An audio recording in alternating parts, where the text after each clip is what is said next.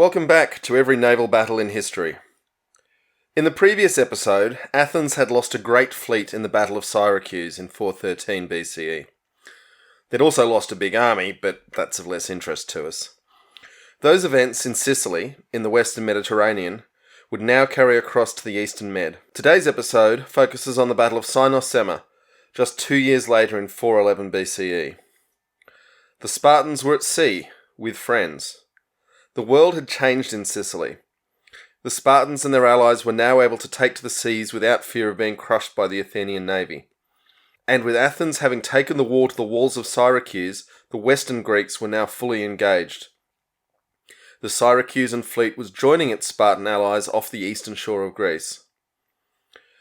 For years the Athenians had been buying grain from the nations that ring the Black Sea and fed their people despite annual Spartan sieges.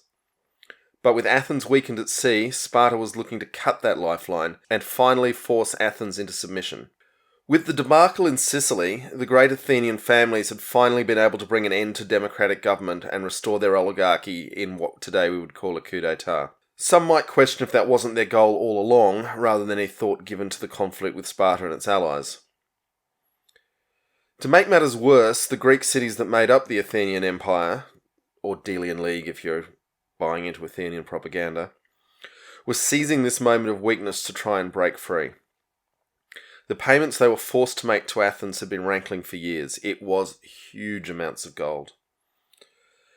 Athens was in a mess, with civil strife within its walls, its subject cities rebellious, and its main fleet and army butchered.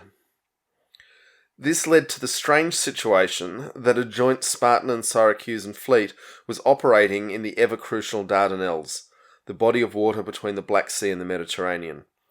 And the Athenians were doomed if their weakened fleet couldn't do something about it. An Athenian force of 76 ships was under the command of Thrasybulus. The sailors were firmly pro-democrat, as was Thrasybulus. But despite their objections to the new regime in Athens, they had a job to do. The Black Sea grain had to flow, or Athens would starve, no matter who was in charge.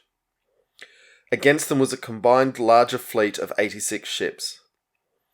You can see here the site of the battle via Google Street View. We're looking from Asia to the north across to Europe. The Spartans had the best of the early part of the battle, but then experience reared its head as the Spartan crews tried to win individual prize ships. Seeing their discipline break down, Thrasybulus managed to counterattack and force the Spartans to flee. At the end of the day, the smaller Athenian force had captured or destroyed 21 ships for the loss of 15. Athens was wounded and in chaos, but it could not yet be taken lightly at sea. The battles for control of the Hellespont had only just begun. Sparta and its allies had lost again at sea, which restored some Athenian faith and pride. But learning when to take prizes and when to finish the battle is not a lesson that takes more than one disaster to learn from. Strap in, folks, we've got lots more to cover as we take on every naval battle in history. Smash those like and subscribe buttons, you don't want to get left behind.